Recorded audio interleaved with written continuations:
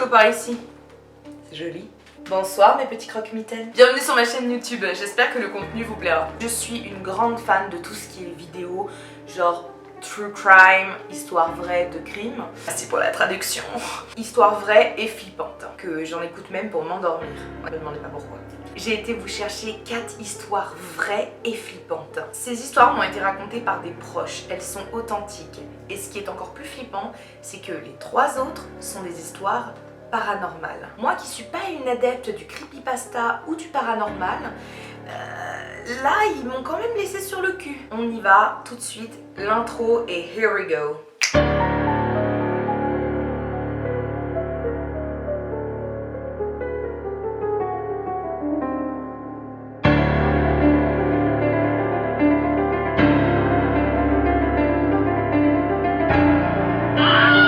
La première histoire s'intitule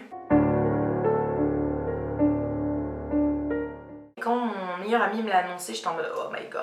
Exceptionnellement pour cette histoire seulement, je vais changer les prénoms des protagonistes. Protagonistes, c'est mieux comme ça. Pour une raison de confidentialité.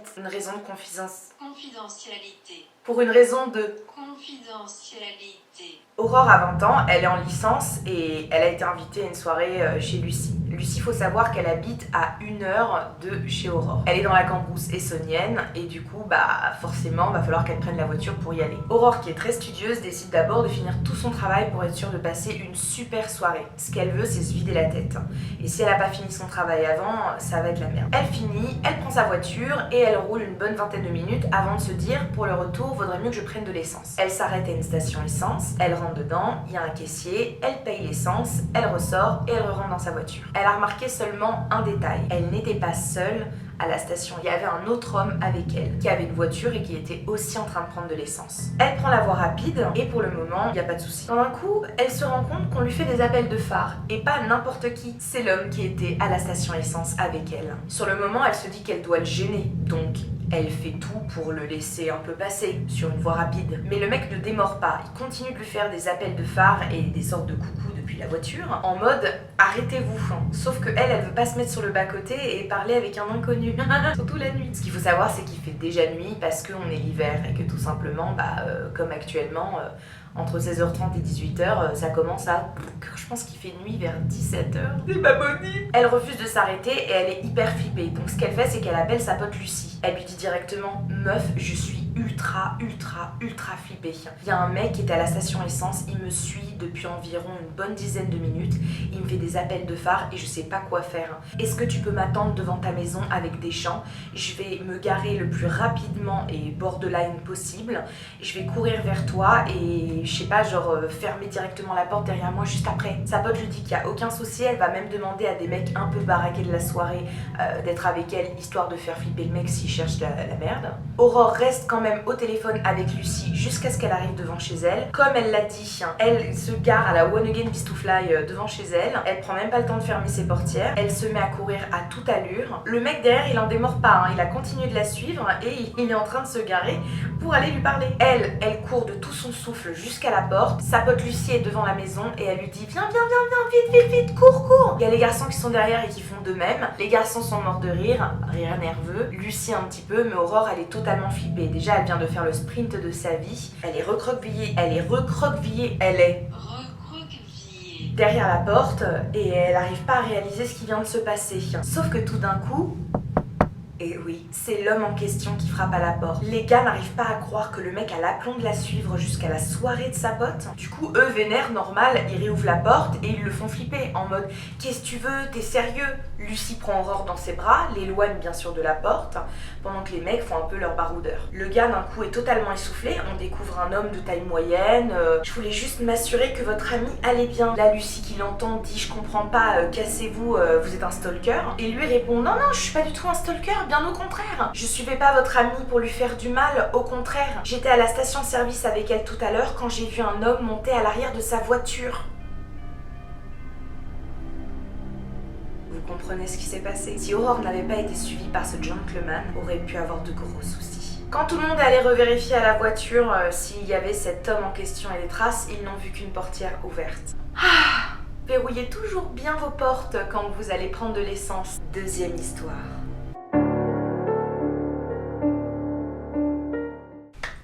peut revenir au prénom qui existe réellement. Lucas m'a raconté que, après être revenu du Japon, il a ramené un cadeau assez spécial. Lucas dormait paisiblement et d'un coup il a été un peu sorti de ses songes par une sorte de tic.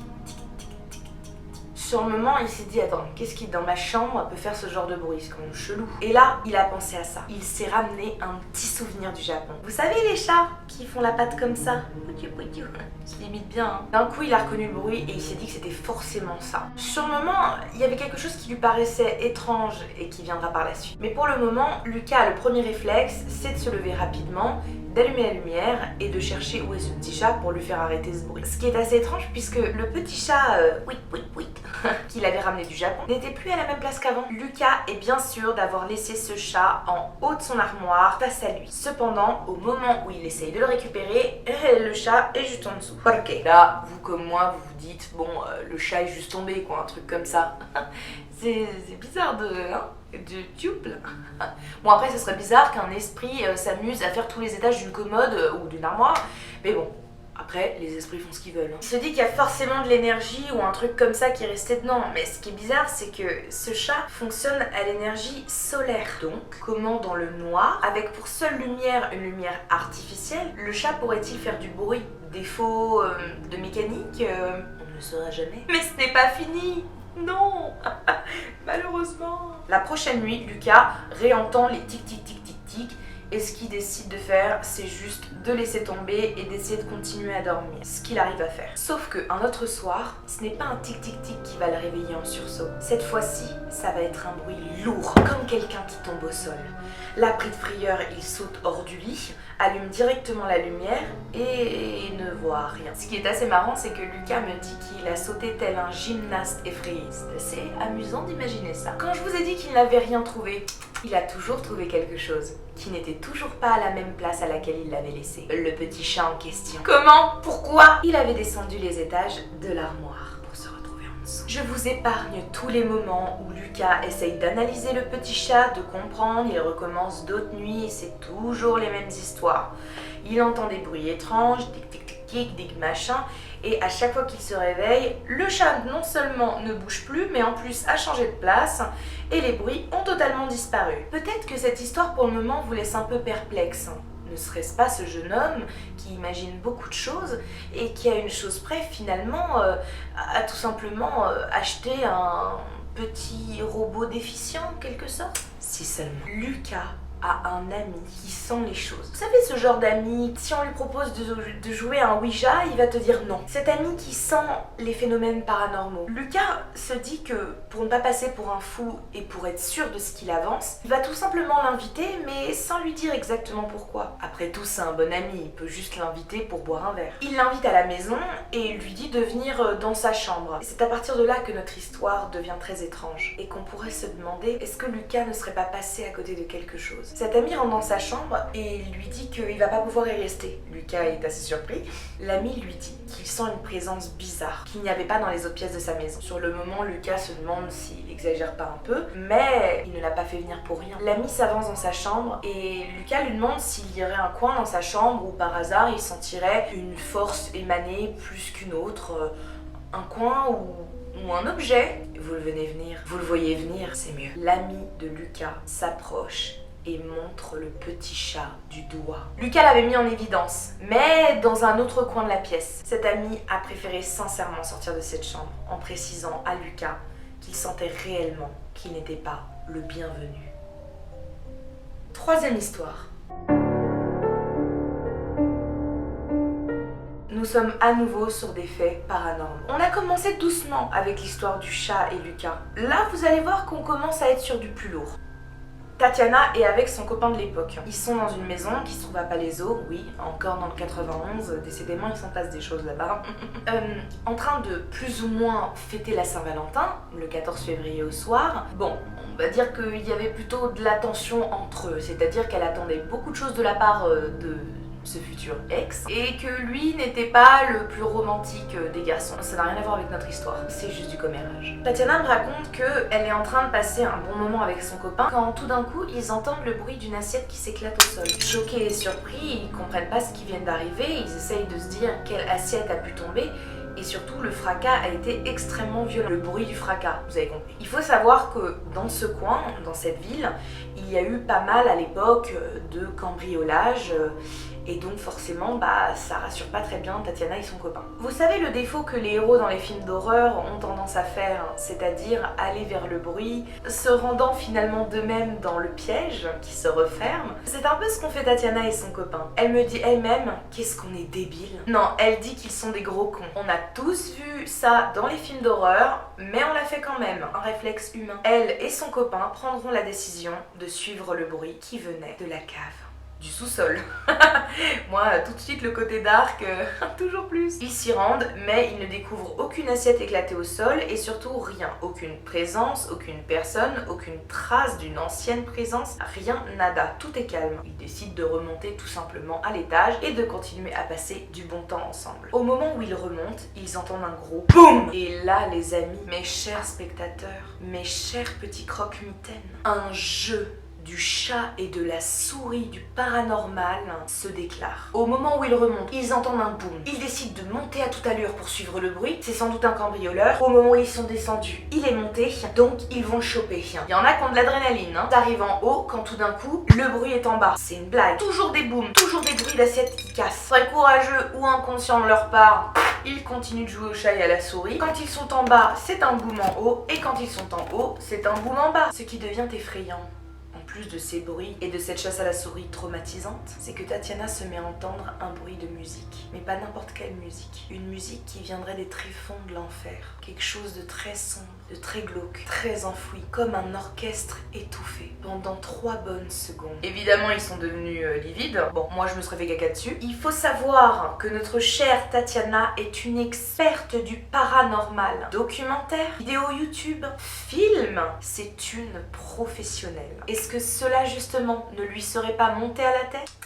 Ils étaient 2 ce soir-là. Les 2 ont entendu l'assiette cassée, les pas, ont joué au chat et à la souris avec apparemment des esprits et surtout ont entendu la musique infernale. Ce qui devient terrifiant, c'est que Tatiana et son copain de l'époque entendent des sautillements comme quelqu'un qui ferait de la corde à sauter finalement. Tap, tap, tap, tap, tap, tap, tap, tap. Merci pour l'illustration. Tatiana prend une décision décisive, elle prend la décision de partir. Bon, évidemment, elle a un petit copain à l'époque qui est assez baroudeur et qui est un peu en mode cliqué. C'est-à-dire que le mec, il est face à des événements paranormaux depuis environ 10 minutes et il est quand même en train de dire « Attends, il faut qu'on vérifie. » Là, on est sur un expert de je meurs au début du générique du film, level 570. Au moment où Tatiana décide de partir pour de bon, les bruits s'arrêtent. Les 2 sont confus mais décident de rester dans la maison. C'est compliqué de toute façon. On va dire qu'à l'époque, ils sont beaucoup plus jeunes que maintenant. Ils n'ont pas vraiment d'appartement à eux et ils ont décidé de passer la soirée dans la maison qui, de base, n'est pas hantée puisque c'est sa maison d'enfance à lui. Et c'est la maison des parents. Juste les parents sont pas là. Donc bon. Ils acceptent de rester tous les 2.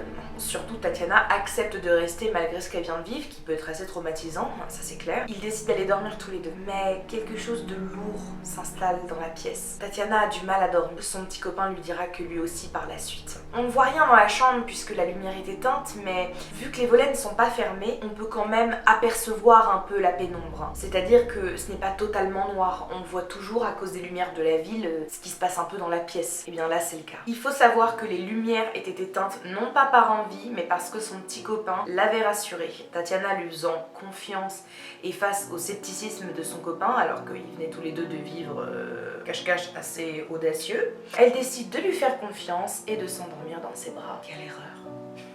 Dans le noir, vers 3h du matin, Tatiana ouvre les yeux et arrive à voir que la porte qui était fermée est ouverte. Je vous le répète, elle sentait quelque chose de lourd dans la pièce, comme s'il y avait un changement atmosphérique. D'un coup, Tatiana s'est fait fesser. Tatiana a reçu un coup sur les fesses. Dans ces moments-là, quand tu te rends compte que la porte qui était fermée est ouverte, que t'es dans le noir, que tu viens entendre des musiciens venant de l'enfer et que t'as joué à cache-cache avec des fantômes, oh, t'es pas forcément rassurée et c'est pas très drôle de recevoir un coup sur le cul. Surtout quand c'est pas demandé. Elle, perspicace, je ne sais pas si ça se dit à ce moment-là, demande tout simplement à son copain « C'est toi qui viens de me toucher les fesses là ?» Ce qui est assez horrible, c'est que son copain lui a répondu « Non, c'est toi qui viens de me toucher les fesses. » Tout d'un coup, tous les 2 entendent un sorte de gramophone faire...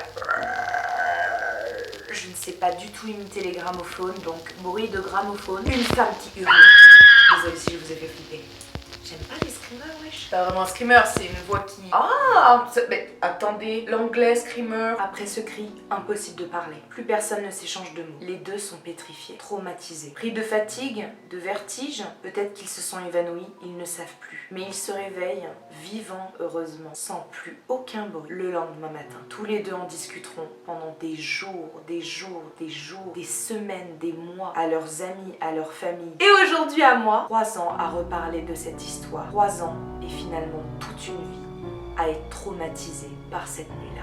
Tatiana m'a dit, honnêtement, je ne sais pas ce qui s'est passé. Elle n'est pas non plus très friande que ce genre d'histoire soit réelle. Mais ce qui est le plus effrayant dans cette histoire, ce n'est pas de se dire est-ce qu'ils ont imaginé tout ça, c'est de se dire comment 2 personnes peuvent-elles avoir vécu et entendu les mêmes choses si ce n'est pas réel. 4e et dernière histoire. Ce que j'aime beaucoup avec Tatiana, c'est qu'elle reste quand même très réaliste malgré ces événements paranormaux qu'elle a vécu. Petite anecdote, ça fait une 5e histoire. J'avais une copine qui m'avait raconté qu'une fois elle était partie en vacances et qu'elle avait eu une sorte d'hallucination, mais pour elle c'est vraiment arrivé, elle a rencontré la Vierge Marie. On peut toujours expliquer les choses de manière plus rationnelle, plus scientifique, plus posée, mais pour elle, elle a vraiment vu cette femme merveilleuse, comme elle m'a dit, lumineuse, apparaître devant elle, volant bien sûr, en étant dans les airs quoi, gravito... Qui lévite. Ah, je voulais dire ça de toute façon, qui lévite, voilà, j'ai même pas besoin de chercher. Elle voit la Vierge Marie léviter et puis plus rien. Mais pour elle, elle l'a vu, c'était vrai, c'était sincère. Est-ce que c'est vrai, est-ce que c'est faux, est-ce que c'est une vraie hallucination ou est-ce que c'est une vraie apparition? Nous ne le saurons jamais. Une phrase que je vous conseille de retenir qui vient de Tatiana est celle-ci: cela n'arrive pas qu'aux autres. Cette fois-ci, nous allons retourner dans le passé avec petite Tatiana. Oh, c'est trop mignon! Le début du traumatisme. Enfant, elle est super contente parce qu'elle déménage dans un nouvel appartement qui va lui permettre d'avoir sa propre chambre. Appartement que je connais très bien. Tatiana ne connaissait absolument pas encore toutes ces histoires de paranormal, toutes ces histoires sur les fantômes. Elle était vraiment gamine, c'est-à-dire que elle était même pas encore à l'époque où on te lit des contes d'horreur pour te faire un petit peu flipper. Et aujourd'hui, ces contes-là, tu les relis et tu te dis ah ouais mais en fait je flippais pour rien quoi. Ce qui est intéressant dans cette histoire, c'est que Tatiana m'a cité les Black Shadow People. Oh, j'ai eu trop peur. On va continuer comme ça. En fait, j'ai des reflets avec les lumières et depuis tout à l'heure, en fait, j'ai encore plus mal à la tête à cause des lumières finalement. Parce que je fais que regarder dès qu'il y a un truc, un signe, machin. Et en fait, une de mes boîtes où il y a de la lumière qui se réfléchit et quand j'ai dit Black Shadow, j'ai eu l'impression qu'il y avait 2 yeux qui me mataient, enfin super quoi. Wouh, on adore. Faut savoir, oh, une 6e histoire. Quand j'étais gamine aussi, j'ai fait le rêve qu'on a à peu près tous fait, il paraîtrait, vous savez, celui de voir 2 grands yeux jaunes. Moi je pense que c'est parce que je crois que j'avais déjà vu les films Harry Potter et la Chambre des Secrets, donc peut-être que j'avais fait un sort de transfert, mais la seule fois où il m'est arrivé un truc ultra flippant, et je pense que j'étais dans un rêve et je suis ressortie, c'est qu'en fait je crois que je devais dormir les yeux ouverts parce que quand pour moi je me suis réveillée, je regardais le même endroit que ce que j'avais dans le rêve. C'était l'entre-deux de ma porte était un peu entrouverte en gros. Dans cet entrebâillement, il y avait justement ces 2 grands yeux jaunes qui me regardaient et il y avait cette ambiance lourde dont parlait Tatiana justement et je me suis réveillée et les yeux n'étaient plus là. Avant, je faisais vraiment des cauchemars qui avaient une signification. Maintenant, j'appelle ça des rêves lourds parce que je peux toujours m'en sortir et le rêve peut vraiment évoluer et ne pas être que représentatif d'un cauchemar. Au contraire, c'est plutôt une sorte de mésaventure qui peut se terminer en aventure. Donc en quelque chose de plus positif finalement.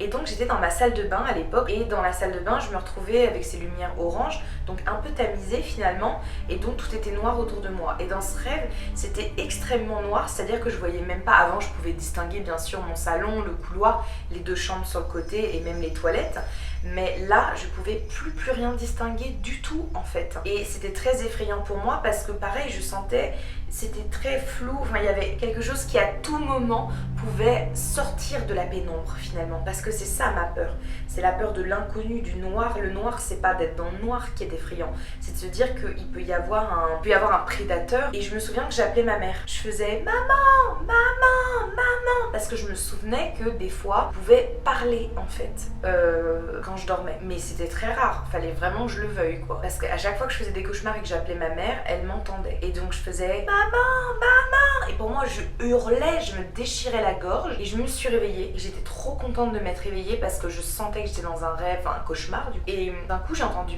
ma mère faire Lise. J'étais en mode oui. Donc toutes les deux, les voix cramées, fatiguées. Quoi? J'étais en mode quoi? Ouais, on a la discussion la nuit. Non mais tu m'as appelé. J'ai fait oh, tu m'as entendu. Je fais pas trop bien les voix cramées là. Et en fait, j'avais réussi à appeler ma mère. Cette anecdote pour vous dire quoi? Que j'avais juste envie de vous la raconter. Retournons donc sur l'histoire dans le passé de Tatiana. Tatiana est en train de dormir dans sa nouvelle chambre. C'est la nuit. Sa porte est entrouverte. Et dans l'entrebâillement. Allez, on garde ça, c'est pas grave si je me trompe. Elle remarque une silhouette noire avec un chapeau et des yeux jaunes. Ce qu'elle ne savait pas, Tatiana venait de rencontrer le personnage qui n'existait pas encore dans l'imaginaire de ce réalisateur. Babadook. Je ne le dirai qu'une fois. Parce que moi, je suis un peu l'époque de Bloody Mary, on le dit 3 fois devant le miroir, et voilà, donc non. C'est pas que j'y crois, c'est que je vais pas tenter malgré tout. D'ailleurs, je vais vous faire un petit montage vidéo bien flippant sur qui est Babadook. Mr Babadook, c'est un monstre qui a été créé par la réalisatrice australienne Jennifer Kent pour son film Mr Babadook, sorti en 2014. Et j'ai choisi ce monstre parce que je le trouve ultra intéressant. Depuis que Tatiana m'en a parlé, il reste parce qu'en fait, il représente toutes les peurs, les angoisses, tout ce qui était terrifiant quand on était enfant. Le monstre sous le lit, dans le placard. Finalement, ça vient de notre imagination. Et en fait, ce monstre, est-ce que finalement, c'est pas nous qui l'avons créé, mais on l'a créé par rapport à qui nous sommes. On est notre propre ennemi et il peut nous faire ressortir le pire de nous, c'est-à-dire la haine, ce qui est l'opposé à ce qu'on voudrait réaliser et ce qu'on voudrait avoir dans la vie, qui est l'amour. Et anecdote assez drôle, suite à une blague de plusieurs personnes de la communauté LGBT, il paraîtrait que le monstre a quelque chose d'assez... il serait homosexuel, je ne sais pas. Bref, c'était une blague, mais finalement qui est devenue réelle parce qu'il y a eu une erreur sur le catalogue Netflix et le film s'est retrouvé non pas dans les horror movies, mais dans les LGBT movies. Donc il est devenu une sorte de symbole, aussi la peur finalement de sortir du placard d'où sort ce monstre. Putain, là je peux plus le dire du coup parce que on sait jamais. Je veux dire en verlan. Ma tête quand je relis ce qu'elle m'a écrit. Oh mon dieu! C'est très malsain ce que je vais vous raconter par la suite. Mon dieu! J'ai hâte de rallumer ma lumière. Hein. Elle me raconte qu'il souriait, qu'il du coup il est entré dans la chambre, il s'est levé, il s'est penché et il se dandinait comme ça, avec les bras comme ça là.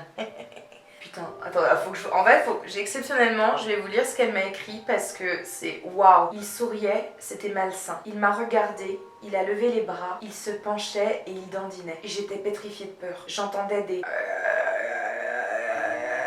mais avec plusieurs voix dans une seule. Elle a mis sa couette sur elle et elle s'est cachée comme on l'a tous fait en mode « Wouh, je suis protégée! C'est une couette! Wouh !»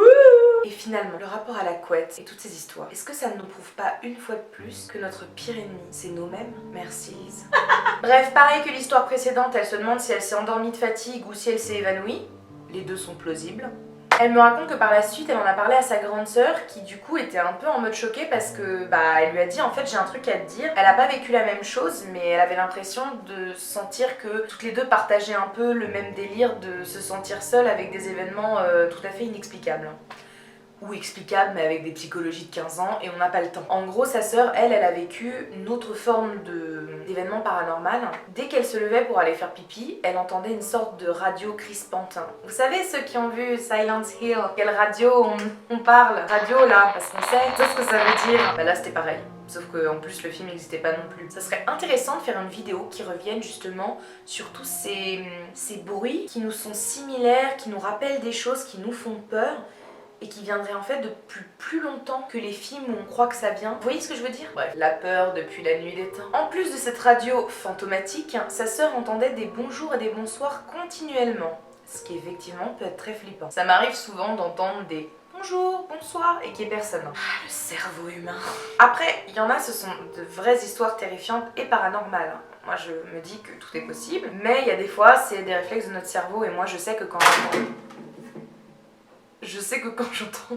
Je me fais peur toute seule. Je sais que quand j'entends quelqu'un m'appeler ou des bonjours et tout, c'est mon cerveau qui, à force d'enregistrer toujours les mêmes trucs, la preuve, depuis qu'on est en confinement, c'est très rare que je dise bonjour et bonsoir aux gens. Bizarrement, j'en ai pas vécu. Walou walou. Tatiana et sa sœur décident plus tard d'en parler à leur mère, et ce qui est assez surprenant, c'est qu'au lieu que, comme tout parent, ils répondent « Oulala, vous avez vécu des trucs chelous, hein, vous voulez qu'on aille voir le médecin ?» ou des trucs du style « D'accord » ou quelque chose comme « Ah, bah moi aussi, mais ah ». Leur mère leur a répondu « Ah, mais c'est tout à fait plausible que vous ayez entendu des esprits ou vu des esprits. » Maman quoi? Tout simplement parce que dans l'appartement, juste avant qu'elles emménagent, le dernier résident s'était suicidé. Bon, ça, vous vous dites peut-être c'est la base, on a déjà entendu 1000 histoires comme ça. Mais ce qui est assez perturbant, c'est que comme Tatiana me le dit, l'éclat de la fenêtre impossible à enlever, juste en dessous, qui avait un impact, c'était en fait celui d'une balle. La tache que j'essayais d'enlever depuis un moment était en fait une tache de sang séché. Donc, c'était la place du suicidé. Belle histoire à raconter au coin du feu en famille. Voilà! On a bien flippé? En vrai, je suis dans mon salon, l'ambiance est sombre, mes voisins font extrêmement du bruit et je suis en train de flipper à chaque porte qui claque, coup que je donne sans faire exprès. Donc je pense qu'on est dans une ambiance particulière. Voilà, donc j'espère que ces histoires vous auront plu ou vous auront fait un peu flipper ou les deux, ou en tout cas vous auront intrigué et intéressé. Et maintenant c'est la partie de la vidéo où je fais appel à vous. Ne vous inquiétez pas, je ne vous demande pas d'argent, pas forcément de vues, de likes et de partage. Bon, quand même. Ceci est un appel à histoire. Si vous avez vécu des histoires vraies et terrifiantes, des crimes ou des histoires paranormales, n'hésitez pas à m'envoyer un mail à l'adresse ci-dessous dans la barre de description. N'hésitez pas à m'envoyer vos meilleures histoires, les plus croustillantes. N'en faites pas trop, racontez-moi simplement votre histoire et après, si elle m'intéresse, je communiquerai avec vous et s'il faut que je la croustille un tout petit peu, et bien je la croustillerai un petit peu. J'espère que vous avez compris. Voilà. Je suis désolée pour la qualité du micro, c'est exceptionnel, je vais m'en acheter un bientôt, tout va bien se passer. C'est juste que là, je voulais vraiment sortir rapidement cette vidéo et que j'ai pas de micro à disposition pour l'instant. Je réalise que les esprits, ils pètent des objets et ils les réparent même pas quoi. Ça se fait trop pas. Surtout, n'hésitez pas à liker la vidéo, ça me ferait super plaisir, à la partager encore mieux et surtout à la commenter, j'ai hâte de vous lire, ça va me faire super plaisir. Sur ce, mes petits croque-mitaines, je vous souhaite une excellente soirée ou journée et à très bientôt.